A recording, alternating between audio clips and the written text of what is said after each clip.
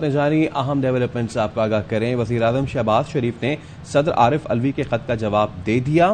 وزیر اعظم کا خط 5 صفحات 7 نکات پر شامل ہے۔ بات کریں گے نمائندے جہانگیر خان سے۔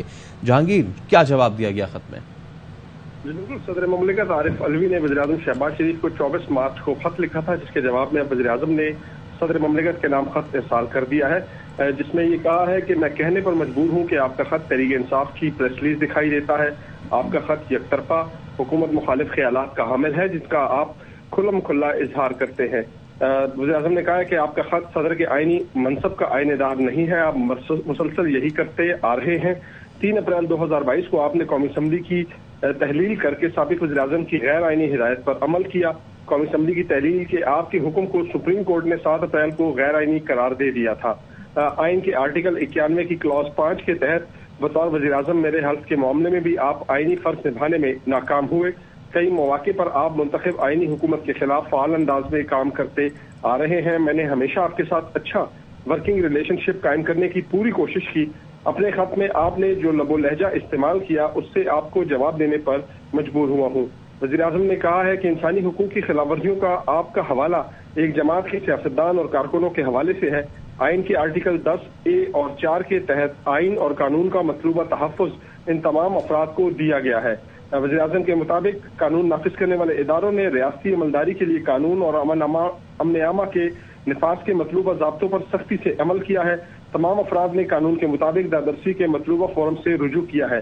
جماعتی وابستگی کے سبب آپ نے قانون نافذ کرنے والے اداروں پر حملوں کو یکسر فراموش کر دیا۔ آپ نے نجی و سرکاری املاک کی توڑ پھوڑ، افراتفری پیدا کرنے کی کوششوں کو نظر انداز کر دیا ہے۔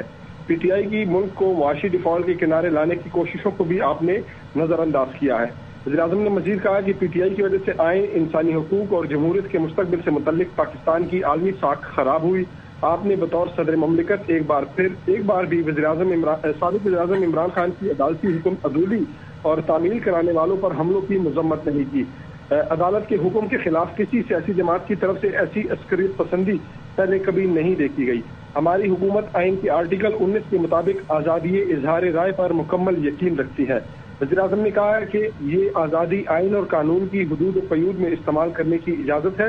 جب پی ٹی آئی اقتدار میں تھی تو آپ نے کبھی اس بارے میں آواز بلند نہیں کی۔ آپ کی توجہ ہیومن رائٹس واچ کی سالانہ ورلڈ رپورٹ 2022 کی طرف دلاتا ہوں۔ پی ٹی آئی اس وقت اقتدار میں تھی۔ اس رپورٹ میں لکھا ہے کہ حکومت پاکستان میڈیا کو کنٹرول کرنے کی کوششیں تیز کر چکی ہے۔ رپورٹ میں لکھا ہے کہ پی ٹی آئی کی حکومت اختلاف رائے کو کچل رہی ہے۔ رپورٹ میں صحافیوں، سول سوسائٹی اور سیاسی مخالفین کو ہراساں کرنے، قید و بند اور نشانہ بنانے کی تمام تفصیلات درج ہیں۔ وزیر اعظم کے مطابق پی ٹی آئی حکومت کے دور میں انسانی حقوق کا قومی کمیشن معطل رہا۔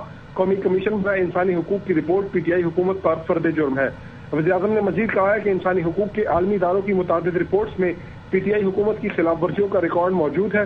رکن قومی اسمبلی رانا ثناء اللہ پر منشیات کا جھوٹا مقدمہ بنایا گیا، جس کی سزا موت ہے۔ پی ٹی آئی حکومت نے مرد و خواتین ارکان پارلیمان کو قید و بند اور انسانی حقوق کی خلاف ورزیوں کا نشانہ بنایا۔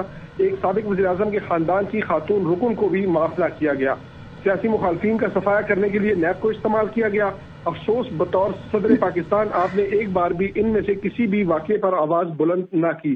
آپ بطور صدر مملکت انسانی حقوق، آئین اور قانون کی ان خلاف ورزیوں پر اس وقت کی حکومت سے پوچھ سکتے تھے۔